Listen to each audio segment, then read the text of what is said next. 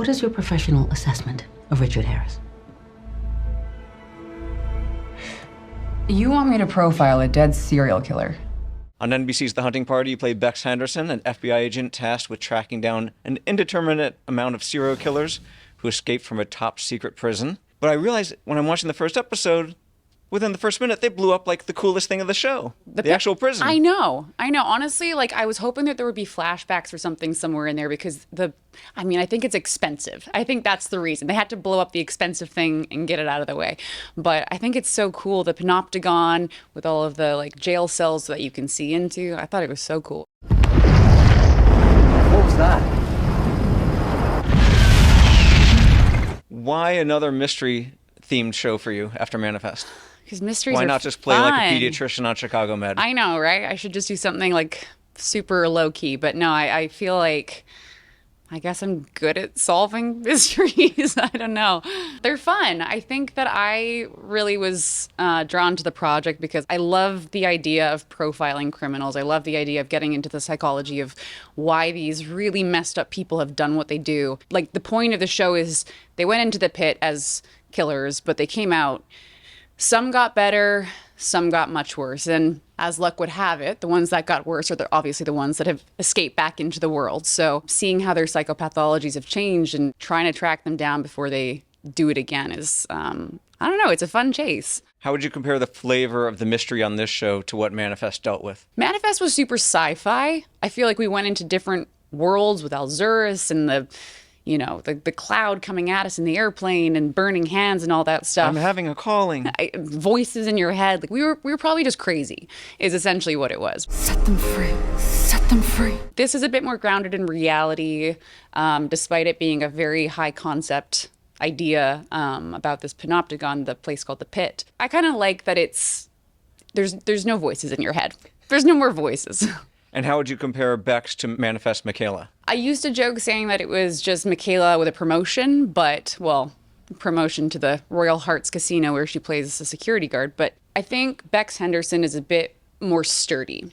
When we met Michaela in Manifest, she was a hot mess. She was going through a lot. And she kind of took a while to find her footing and be okay with herself. Whereas I feel like Bex knows who she is. She knows she's good at her job. She's very intelligent. She knows how to do her job well. She just had some bad luck. And so getting back into the bureau, going after these killers, I think she's like ready to go. She's ready to do what she's really good at. How would you describe Bex's dynamic with Josh McKenzie's Shane and Patrick Sabangi's Hassani?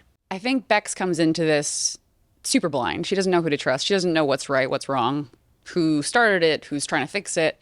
In working with Shane and Jacob Hassani, I think she takes a little bit to get into it, but then by the end of the season, you really just see her start to open up. Because I don't think that she's a very open person. I think that she keeps a lot close to the chest. She's seen a lot of bad guys. Her ex-partner killed someone alive, so she's got some trust issues.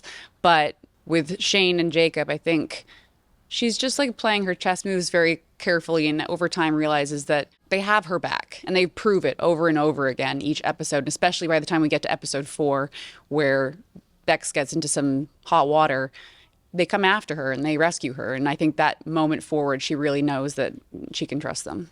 In episode 2, we meet the 5th cast member, Jennifer Morales, played by Sarah Garcia. Yeah. What does she bring to the mix? She's kind of our bundle of energy. Like, she's always positive. She's always optimistic despite the circumstances. And she's our little Energizer bunny. And she kind of looks up to Bex, right? She does, yeah, which is hilarious because she's actually older than me. But she... She was technically a student of Bex's, and so when they come to work together again, Bex has seen the work she's done in class and knows she's really good at what she does. The blast that collapsed the pit was no accident. It was a jailbreak. Someone wanted those killers back out in the world. We learned that Bex's old partner, Oliver Odell, number 1, he was in fact the warden at the pit. Yes. And number 2, he tells her the blast was no accident. It was meant to obfuscate what was really going on and to set the people free. Yeah. What is she going to do with that information? Then the next episode, we see Jacob Hassani coming in, being like, you can't trust him. He's full of crap. And so I think for a couple episodes, or a lot of episodes actually, she goes back and forth and it creates this little trust triangle. Who can she trust? Because she doesn't know if Jacob's telling the truth. She doesn't know if Oliver is telling the truth. She is probably more inclined towards Jacob, given what Oliver did. But she's also worked with Oliver a lot, and she has a history with him, and so she knows that there is probably some truth to that. Well, speaking of her history with Oliver, it seems pretty messy. It's very messy, yeah. Well, how would you describe their relationship back in the day? Last I heard, he was overseas. We worked together for a long time, but after he crossed that line, there was no going back. You know, they used to be partners. He was her mentor, and so she looked up to him a lot. And then it moved into something more. But pretty quickly after that, he did what he did. He burned a man alive, and it was completely unnecessary. And so that really shifted things for her. She didn't know who he was anymore. And so now that they're working together again, there is still that tension. There is still that mistrust. But she also knows another side of him. Are we going to find out what happened in the years that followed that led to Bex ending up as a casino security guard, that led to him being the warden at the pit? We do. We do find out more of his side of the story. I think Bex was just demoted. Okay. You know, she was part of this partnership. It all went wrong. Why didn't you put out the man who was on fire? Why didn't you get a bottle of water? I don't know. I'm like, they're like, look through the window and then run off into the woods. And I'm like, she would break the window. She'd get in there. He's burning alive. So I don't know. You'll have to ask the writers on that one. Hey, Sam. You have got to hear this. Do you remember that poli-sci seminar? You got in? I got in. Look at you with a college-age daughter figure. It's the weirdest thing. That made me laugh when I saw the pilot. It made me laugh as well, because I was like, what am I going to do with a college kid? I think what's nice, though, is that they almost have more of a sister dynamic. Okay. Because Bex was pretty young when she adopted her. She just didn't want Sam to be alone. Sam was this 13-year-old girl all on her own, going through that kind of hell. And now she's this smart, amazing young woman. Bex is learning a lot about motherhood, let's just say that. In episode 2, we're going to meet Eli Johnson, played by Desperate Housewives Mark Moses. He's great. He's the father of Bex's childhood friend, the Yeah. one that she put in prison because she used her, first-time profiler skills to find out that he was murdering kids all over town. All over town. How's that face-off going to go?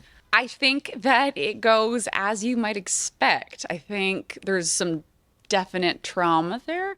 I think everything Bex has done career-wise moving forward is in hopes to amend what happened to her in the past. And so her fear of him being in the pit, it's kind of two-sided. She wants him to be there, and then she also doesn't want him to be there. She wants him to be put away, which is why he sent letters to get out of prison, and she just denied all of them.